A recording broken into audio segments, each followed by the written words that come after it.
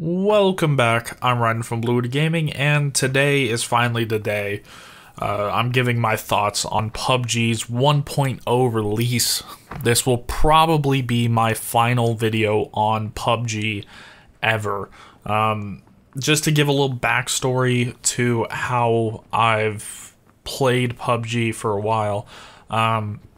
Back in May, like mid to late May, is when I first picked up PUBG. Then from like June all the way through July up until the beginning of August, I played PUBG 3 to 4 hours pretty much every single day with a friend of mine named Toaster. Then in early August, it just kind of hit me like a brick wall. In the course of a week, I went from playing PUBG every single day to absolutely despising PUBG, and I ended up not picking it up again until last week. So that was, what, a 3-4 month break away from PUBG that I had. And here we are now. 1.0 actually changed quite a bit. When I tried it that week ago, I still hated it just as much as I did back in August when I left. And then 1.0 released. It brought a bunch of changes, mostly for the better. There's still a few problems with it, and that's actually what I'm going to be focusing on for this video. Because I realize that PUBG is one of the best-selling video games of all time. It's the third best-selling PC game of all time, and if you're watching this, then you definitely know about PUBG already. So for me, I'm going to be focusing on the negatives because you probably already figured out the positives of this game. And the first negative comes before we even get into the game itself. We are talking right on the loading screen, right on the main menu. It is still a web page. The main menu is still a web page. That is extremely old design for a game, and design that is actually pretty vulnerable. If you can hack into a web page, which doesn't seem to be that difficult anymore, then you can hack into the main menu of PUBG. I'm surprised someone hasn't done a DDoS attack on this thing already, but that is extremely old design. Now, that's not too big of an issue. What is mildly concerning is in the menus, and pretty much the entirety of this game requires so much of your graphics card. I'm talking when it's in the main menu, my graphics card, which is a GTX 1070, it's hitting 99% usage just on the main menu. And it's not doing anything there that shouldn't take up that much. And when we get into the actual game, it's also taking a bunch. Like, I'm talking, the load on my 1070 is between like 85 and 99% load. Like, that definitely should not happen. To give kind of a context to that, Rainbow Six Siege on 4K ultra settings takes about 60% load for my graphics card. There is no way that that PUBG should take that much. But then again, that is also not that big of a downside. But what is a downside is the constant frame drops that I get during this game. Just everyday play with no special circumstances whatsoever, you get frame drops.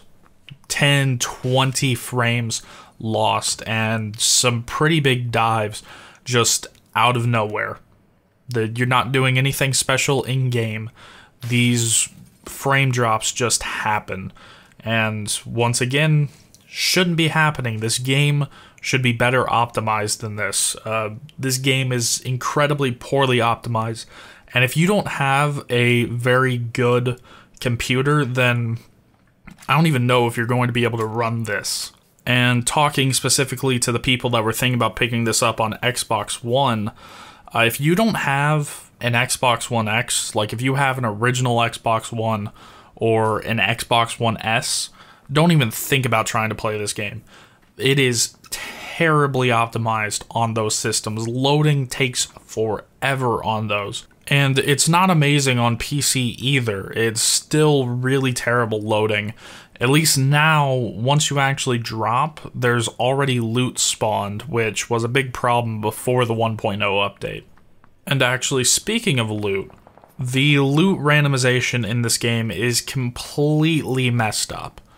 In a game based around survival and finding items that one of the most important of which is a backpack, and I can go through 8-10 buildings and not find one, that shouldn't happen. There's also been times where I've gone through multiple buildings and not found a gun. I've gone entire games and not found a single piece of healing. That shouldn't happen in a game like this, and we've seen that it can work properly because Fortnite's done it correctly. So this game should be able to get its loot randomization down, but nope, it's still screwed. But once you finally find loot, you're going to run into another problem, and this one is actually really big to me personally. Like, I have a really big problem with this point. Every gun in this game has too much recoil. There's kind of a philosophy about recoil in games that you might notice if you go back and play some other first-person shooters or third-person shooters, pretty much any kind of shooter. Essentially, that philosophy is the closer that you are to a target, like the closer combat that the game is designed to be, the more recoil you can put in said game. The farther out the targets are going to be from each other, then the less recoil that you're going to have in that game. To kind of give an example, think of Call of Duty. It's designed to be played really close quarters, and so far they're allowed to get away with guns having more recoil because, well, you're going to be fighting someone probably in the same room as you. Then go over to something like Battlefield. The engagement distances of people in Battlefield is much farther, and so Battlefield can get away with having much lower recoil for all of its weapons. In fact, we can actually go back and look at pretty much every single shooter ever released, and they will follow this principle. It's kind of like an unspoken rule in shooters. In fact, of the hundreds of games that I've played, there's only 2 that I can think of that do not follow this rule. The first one is Rainbow Six Siege, where you have very close encounters and guns with almost no recoil. On the complete opposite of the spectrum is this game, where you have crazy far engagement distances, but guns also have incredibly high recoil. And so that is just a huge problem for me personally. So now to kind of go on to a different topic, I'm going to speak specifically about the new map, because if you didn't realize, PUBG introduced a second map into its game, and this new map is a huge desert, but thankfully they didn't go for the giant, just barren openness of a normal desert. They actually went and put in all the hills and the structures that you would expect in a place kind of like this, which is really great. But the map has a few problems. To begin with, back when this map was first revealed, they said that it would be about 8 months before this map is finished, which is absolutely insane, because I think that in 8 months you could probably design 2 of these maps. Like, I've done a little bit of environmental design. It doesn't take that much work, especially not with a team the size that Bluehole has, and not with the money that Bluehole has. So they originally said that it was going to be 8 months out, which would have put it in the March-April of 2018 area. But it's released now, and it shows that it was released early. The map feels like it's in early access. There's a bunch of places where the lighting is not finished. Some places it looks like it hasn't even been worked on at all. Vehicle spawns seem to be completely off on the map. It could probably use a bunch of other tweaks to it, but it just feels like the map is still in early access. But this is a fully released game, so to kind of fix this, I wish that they would have put in something that would let us choose which map we go on. But because we don't, occasionally we'll get put on a map that is subpar to the other map. The island is spectacular. I don't even think that they need to change anything about the island map, but the desert is still a few months from being completed. Moving on, let's go to a more minor problem for this next one. They introduced vaulting in this game, which is actually really helpful. I don't know how you would play the new map without vaulting. It seems to be designed for it, almost. I think it is an amazing addition to the game. There's just a small issue where if you're trying to get through either smaller windows or just some trickier jumps, that you have to be overly precise. And I think that the actual area where you should be able to jump through a window should be kind of expanded a little bit to make it easier to actually vault through windows. Like I said, that's just a very small thing, but it'd be a big quality of life improvement.